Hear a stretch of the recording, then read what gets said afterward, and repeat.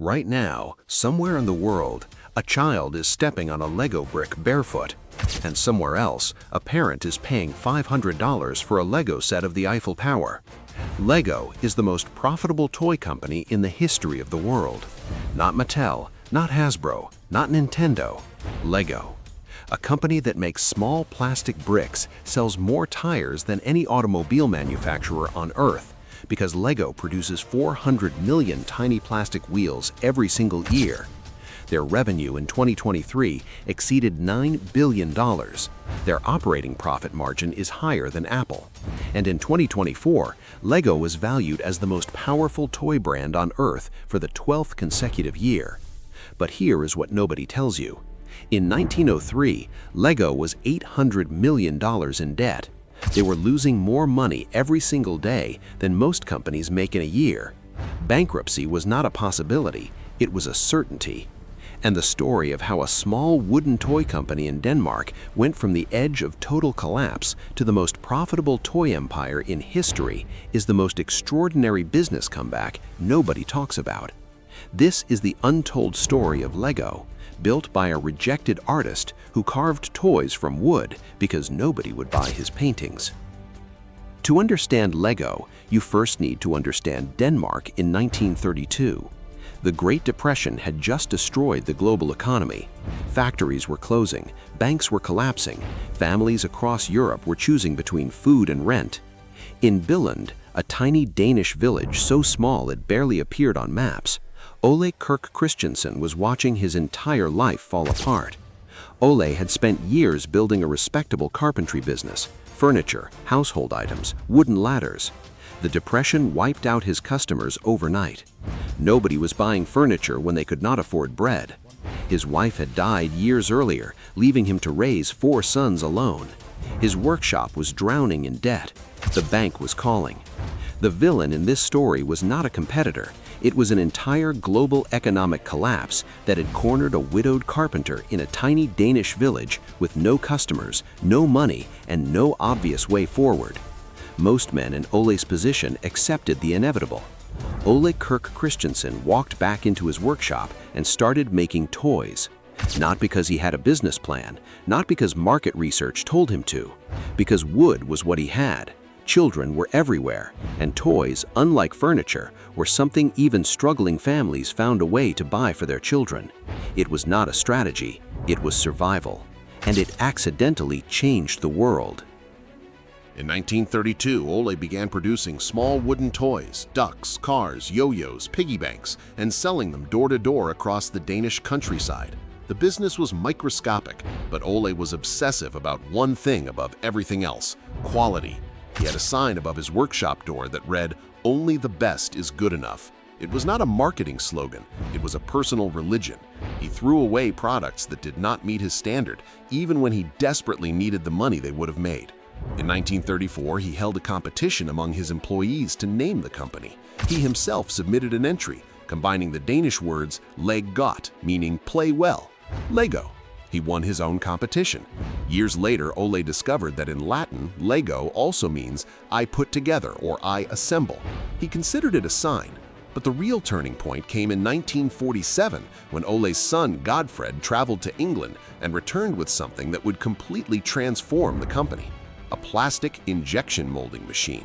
Ole was skeptical. He believed plastic was inferior to wood. He was wrong. And the moment he admitted he was wrong, the Lego real story began.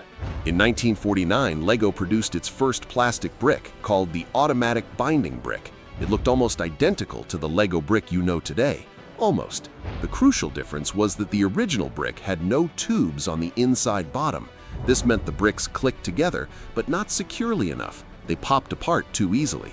And here is the wait what moment that nobody talks about. The Lego brick design that exists today, the one that has remained virtually unchanged for 60 years, was not invented by Ole Kirk Christensen. It was invented by his son, Godfred. In 1958, Godfred added the hollow tubes to the inside of the brick, creating what engineers call the clutch power. the ability to click together firmly enough to build with, but separate easily enough for a child's hands.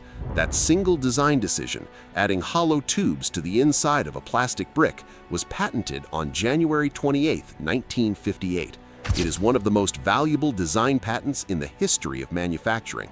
And on that same day, Ole Kirk Christensen died. He never saw what his son's improvement would become. The patent was filed the morning of his funeral. What Gottfried built on top of his father's foundation over the next 4 decades was extraordinary. Lego sets expanded from simple bricks to themed playsets, towns, castles, space stations, pirates, trains. In 1978, Lego introduced the minifigure, the small yellow plastic person that became one of the most recognizable characters in toy history. There are now more Lego minifigures in existence than there are human beings on Earth.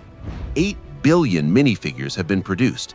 8 billion for a planet of 8 billion people. Lego partnered with Star Wars in 1999, creating sets that appealed not just to children, but to adult collectors willing to spend hundreds of dollars per set. It was a masterstroke. Lego had accidentally discovered an entirely new market: adults. Grown men and women who had played with Lego as children and never stopped loving it. By 2002, Lego had theme parks, video games, clothing lines, watches, and a movie deal in development. They were everywhere. And then everything collapsed. In 2003, Lego posted a loss of $238 million. In 2004, they were $800 million in debt. The family that had built Lego over 70 years was days away from losing everything. What had gone wrong? Lego had broken the one rule that Ole Kirk Christensen had built into the company's DNA. They had stopped focusing on the brick. Theme parks were losing money, clothing lines were underperforming, video games were mediocre. The company had expanded into so many directions simultaneously that nobody inside Lego could tell you what the company actually stood for anymore. The board made a desperate decision. They hired an outsider, a 35-year-old consultant named Jürgen Vignudstorp, to either save the company or prepare it for sale. Vignudstorp did something radical. He went back to the brick. He sold the theme parks. He shut down the clothing lines. He canceled the underperforming product ranges.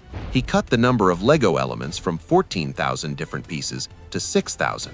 He fired employees. He moved manufacturing to cheaper locations. He rebuilt relationships with the core Lego fan community, the adults who had loved Lego their entire lives and felt abandoned by the company's desperate expansion. And then he made one decision that changed everything. He listened to the fans. Lego had a program called Lego Ideas, where fans could submit their own set designs. If a design got 10,000 votes from the community, Lego would consider producing it commercially. Sets designed by fans, the Ghostbusters ET-1, the NASA Apollo Saturn V, the Central Perk Cafe from Friends, became some of Lego's best-selling products of all time. Lego had turned its most passionate customers into its product development team, for free. By 2008, just 4 years after near bankruptcy, Lego was profitable again. By 2012, Lego overtook Mattel to become the largest toy company in the world by profit. By 2023, Lego's revenue had crossed $9 billion, making it the most profitable toy company in human history. The comeback was so complete and so fast that Harvard Business School made it a mandatory case study. Here is what Lego figured out that every business that has ever overexpanded needs to understand. The greatest threat to a great product is the company that makes it.